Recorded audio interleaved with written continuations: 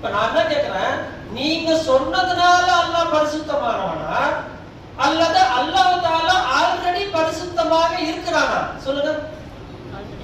Already பரிசுத்தமானவனா இருக்கிறான். சரி, அப்படி பரிசுத்தமான அல்லாஹ்வை ஏன் நம்ம சுப்ஹானல்லாஹ் ஏன் நம்ம சொல்லணும்? அவசியம் என்ன? இப்ப நாம சுப்ஹானல்லாஹ் அப்படி நம்ம சொன்னதுனால அல்லாஹ் பரிசுத்தம் ஆயிட்டானா? இல்லையே, அவன் தான் பரிசுத்தமாக தான் இருக்கிறான்.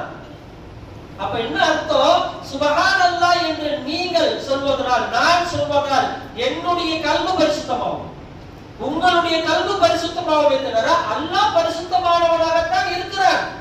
அதுல எந்த மாற்று கருத்துமே இல்ல. அல்ஹம்துலில்லாஹ் அப்படின்னு நம்ம சொல்றோம். சரியா? எல்லா புகழும் அல்லாஹ்விற்கே. ஏற்கனவே புகழுக்குரியவனாக இருக்கிறானா, இனிமேதான் அவனுக்கு புகழ் வந்து சேரணுமா? புகழுக்குரியவனாகவே இருக்கிறான். அப்ப நீ என்னதுக்கு அல்ஹம்துலில்லாஹ் சொல்ற? அல்ஹம்துலில்லாஹ் அல்லாஹ்க்கு தேவையே இல்லையே. சரி, நான் கேட்கிறேன், 100 வருஷத்துக்கு முன்னாடி எங்க போனோம்? நம்ம எல்லாரும் அல்லாஹ்வுக்கு அல்ஹம்துலில்லாஹ் சொன்னா எங்க போனோம்?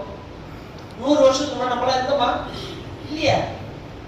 சரி, 100 வருஷத்துக்கு பிறகு நாம எல்லாம் அல்ஹம்துலில்லாஹ் சொல்றதுக்கு இருப்போமா? அப்ப நீங்க விளங்கிட்டீங்க, அவன் அல்லாஹ் என்பவன் ஆல்ரெடி புகழுக்கு உரியவனாக இருக்கிறான். ஏன் அவன் புகழுக்கு உரியவன் தெரியுமா?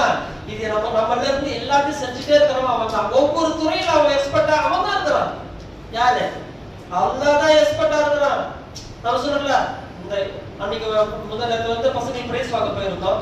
அப்புறம் அபூபக்கர் பேர் சொன்னாரு, நாங்க இந்த துறை எங்களுக்கு தெரியாது, இதுல வாட்சி சம்பந்தப்பட்ட ஒருத்தர் இருக்கிறாரு, அவர் வந்து வந்தாருன்னு சொன்னா நல்லா அதுல எக்ஸ்பர்ட், அவருக்கு தெரியும் எந்த கடனால குறைச்சு கொடுப்பாங்க அப்படின்னு தெரியும் சொன்னார். இப்ப நம்ம என்ன சொல்றோம், இவர் இந்த துறையில் எக்ஸ்பர்ட், சூப்பரா என்ன செய்வாரு, அழகா பேசி வாங்குவாரு.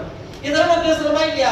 இப்ப நாம என்ன கொண்டு வரணும் தெரியுமா? உங்கள்ட்ட யாராவது இவர் அப்படிப்பா அவர் இப்படிப்பா அப்படின்னு உங்கள்ட்ட சொன்னாங்கன்னா நீங்க என்ன கொண்டு வரணும் தெரியுமா?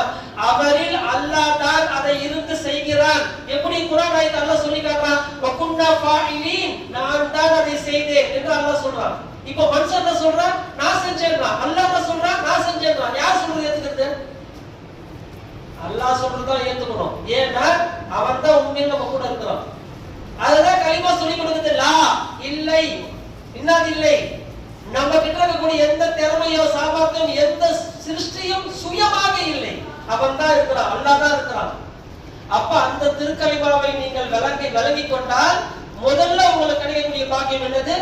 ஷிர்கை விட்டும் அல்லாஹ் உங்களை பாதுகாக்கிறான். அது போதுமே. ஷிர்கை விட்டு நீங்க நீங்கிட்டாலே உங்களுக்கு அல்லாஹ் தரது மிகப்பெரிய பாக்கியம் என்ன? ஷிர்க் மட்டும் போயிருச்சு. அதனால அல்லாஹ் விரும்புறான், என்னுடைய அடியார்ட்ட எந்த ஷிர்க்கும் வரக்கூடாது அப்படின்னு அல்லாஹ் செய்யறான்.